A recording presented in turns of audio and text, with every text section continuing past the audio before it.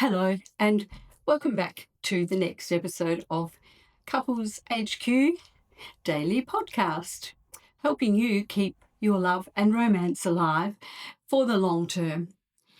Now, today I'm actually going to be talking about that. I'm talking about romance and how to keep it alive.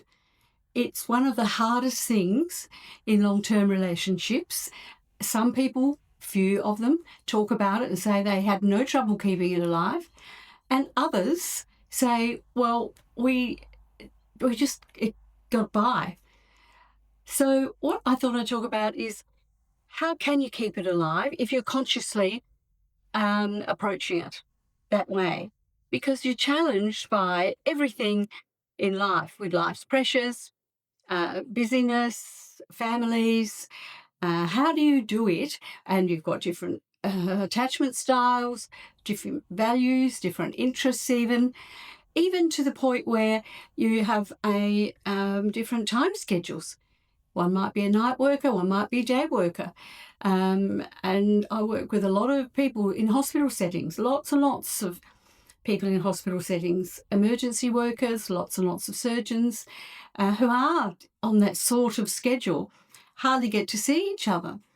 So how do we keep romance alive? Well, the Gottmans, John and Julie Gottman, talk about a lot over the years about the 6-second kiss. And I love that. I think that was a huge awakening that came into this whole area many, many years ago now. And that is true. But how do you go forward to encourage or invite that kiss if there's such tension there from some irritation or some upheaval that just happened? How can that be?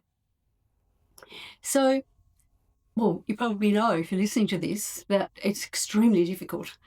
And on some minor level, sometimes we can just have a quick peck and we're semi-soothed.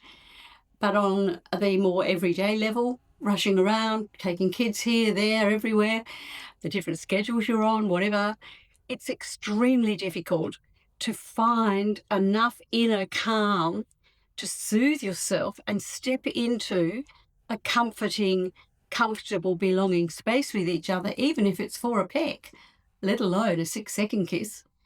So I think it's a great idea. It's just how do we keep enough warmth there that we can move into that, shift into that very quickly when the need arises. So my answer to that, it's not really one single answer, but it does come down to moments in a day. So if you know your routine means you have 2 or 3 moments in a day, and I'm not talking about the last minute when you're crawling to bed exhausted, and one's looking at the phone and one's worrying about this, not talking about that. I'm talking about moments when you're aware enough to put out a very good vibe to your loved one. And it could be to say something very uplifting, encouraging. It might be the gratitude, thank you, that was so lovely. It could be, I noticed such and such today, and put a positive in. It could be just a peck on the shoulder, just a walk over, a peck on the shoulder, or a bit longer than a peck on the shoulder, maybe a hold of hands. Just say, love you, babe. Now, a lot of people will say, well, we do that. I doubt if you're doing it 3 times a day, though. I doubt if you're doing it once a day. You might do it on a good day once every few days or weeks. The idea is to get a rhythm and a routine going. And that would be when you first wake up in the morning, you might roll over and give a peck and a hug.